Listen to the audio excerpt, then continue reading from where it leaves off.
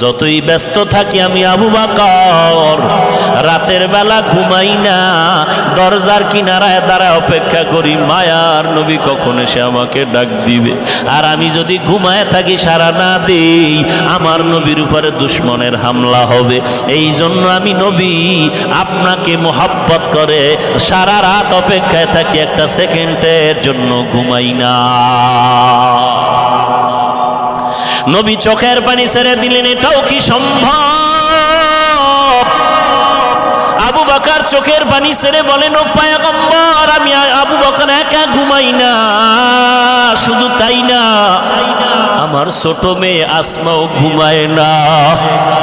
মায়ার নবী আসবে, সফরে যাবে, লম্বা সফর, মদিনা বড় লম্বা সফর। মায়ার নবীর ক্ষুধা লাগবে, আমার মেয়ে আসমা নাস্তা বানায় অপেক্ষা করে।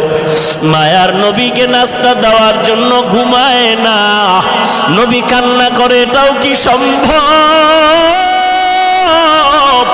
আবু বকর চোখের পানি ছেড়ে কান্না করেন আর বলেন, ও পয়গম্বর, ওই খুঁটির গোড়ায় তাকায় দেখেন আমাদের ওই উটও ঘুমায় না। মায়ার নবীর রাস্তার দিয়ে তাকায় থাকি, নবী কখন আসবে? আর মায়ার নবী আমার পিঠে উঠবে, আমি দো জাহানের সর্দারের কাঁধে নিয়ে মদিনার সফরে যাব।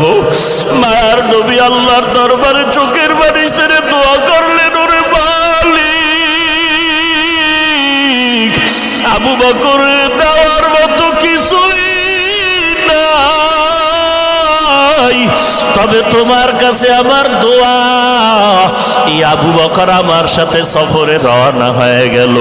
এই সফর মদিনা পর্যন্ত না, না, আবু বকরের সফর শুরু হয়েছে আজকে মক্কা থেকে, এই সফর মদিনা পর্যন্ত না। আবু বকরের সফর সঙ্গী হয়ে থাকবে জান্নাতের মেহমানখানা।